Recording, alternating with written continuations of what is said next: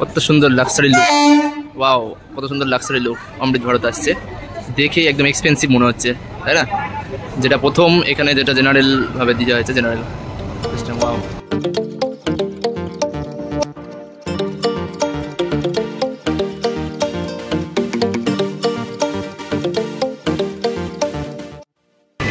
দেখতে পাচ্ছেন অমৃত ভারত ঠিক আছে স্টেশনে, খুব সুন্দর।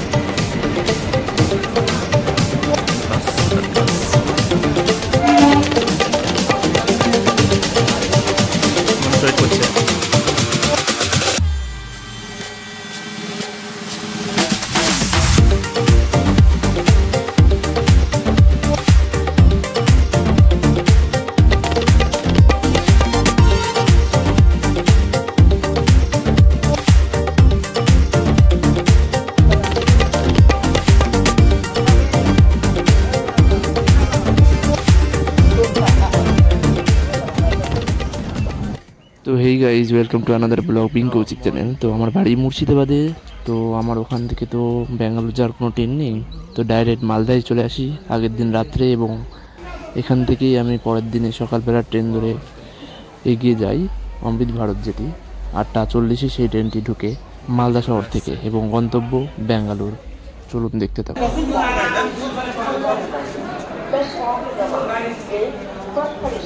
তো 8টা জেনারেল এবং 12টা স্লিপার করে দেওয়ার পরেও মানুষের ভিড় দেখুন, এত ভিড় হচ্ছে, প্রচণ্ড ভিড় হচ্ছে। তো আমাদেরও কোনো সব কিছু দায়িত্ব আছে, তাই না?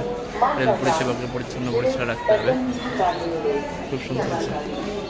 তো ট্রেনটি স্লিপার কোচ খুবই সুন্দর হওয়া দেখে মনে হবে না, একদম লাক্সারি। টিকিট হোল্ডার রয়েছে, বোতল হোল্ডার রয়েছে, এবং মাথার কাছে রয়েছে চার্জার সকেট, ঠিক আছে? তো উপরে ফ্যানও রয়েছে, দেখে মনে হবে না এগুলো জেনারেল বগি, বাট 3 ক্লাস স্লিপারের মতো দেখতে, এবং এসি ফিটে, তাই মনে হবে। তো সত্যি বলতে গাইজ একটা আলাদাই এক্সপিরিয়েন্স হলো, যে একদম সিসিটিভির মধ্যে একদম জেনারেল বগিতে এত সুন্দর সুন্দর ফেসিলিটি দিচ্ছে, এবং ইলেকট্রিক ডিভাইস, এবং এর যা টয়লেট ক্লিন, অ্যান্ড প্রত্যেকটা সময় এর যেভাবে কোচের পরিষ্কার পরিচ্ছন্ন দেখছি, সিট একটা আলাদাই লেভেলের। যেটা এসি ক্লাস বড় বড় রাজধানী লাইক ওই ধরনের ট্রেনের মতো ফেসিলিটি দিয়েছে। খুব সুন্দর, যে এত সুন্দর একটা ট্রেন দিয়াতে প্রধানমন্ত্রীকে ধন্যবাদ, যে বাংলার বুকে এত সুন্দর একটি ট্রেনের ব্যবস্থা করে দেয়। তো আবারও আসিব ফিরে এই বাঙালি বুকে। তো ততক্ষণে আমার সঙ্গে চলতে থাকুন, দেখতে থাকুন, এবং শেষ পর্যন্ত দেখুন। লাইক, কমেন্ট, সাবস্ক্রাইব অবশ্যই করুন।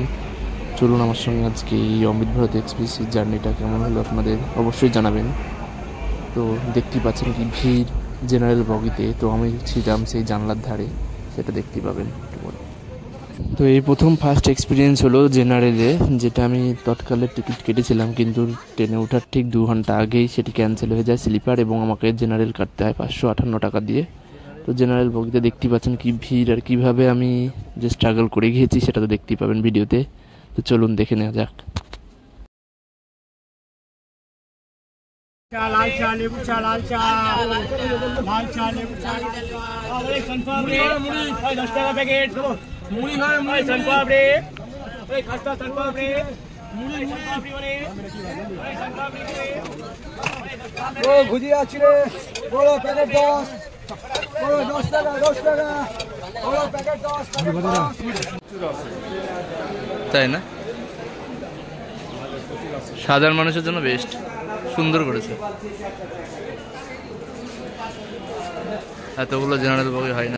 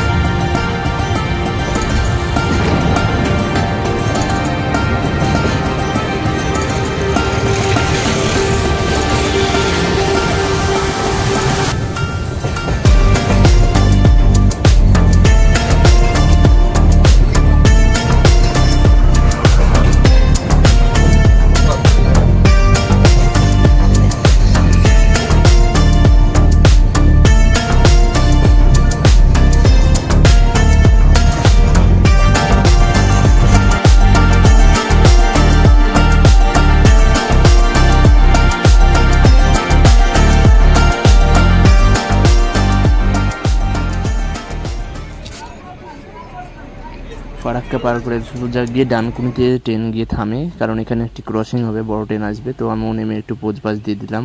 চলুন দেখে নিই সিনেমাটিকে।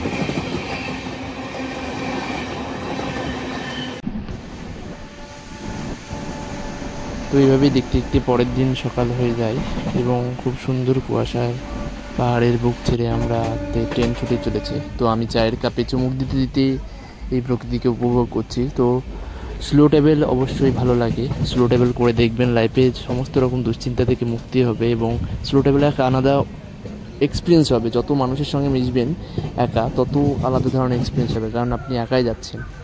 তো যাচ্ছি এই জার্নিটা, চলুন আপনাদের সঙ্গে শেয়ার করি।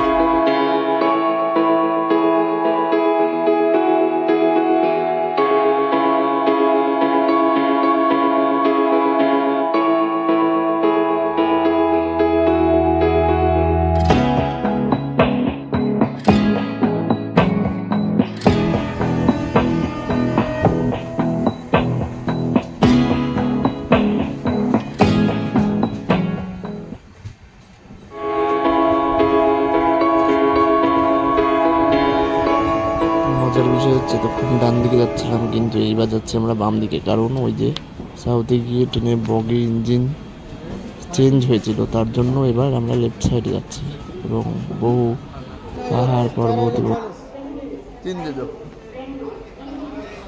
এরপর অন্ধ্রপ্রদেশে যখন ট্রেনটি থামে সেখানে নেমে পড়ি খাবার নেওয়ার জন্য, কারণ এরপর আর কখন থামবে তো জানা নেই, ডাইরেক্ট কর্ণাটকে ঢুকে পড়বে রাত্রে। তো এটাই লাস্ট, খাবার নিয়ে নিলাম এবং ট্রেনে উঠে পড়ি ঝটপট।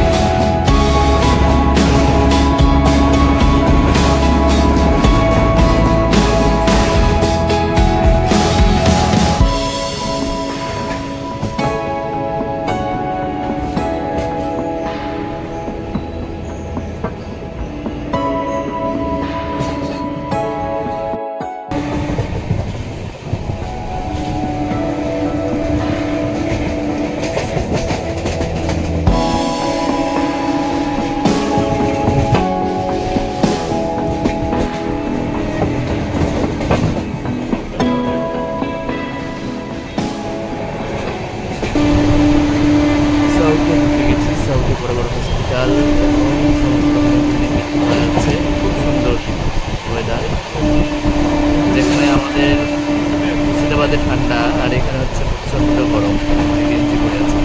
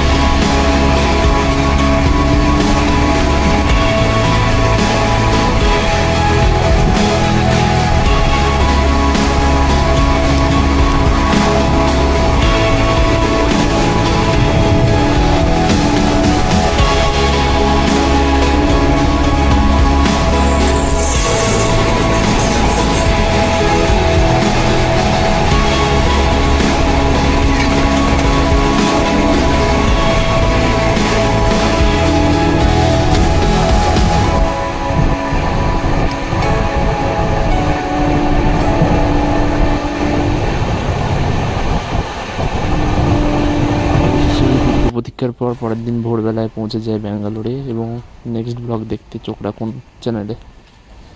ততক্ষণের জন্য টাটা, বাই বাই।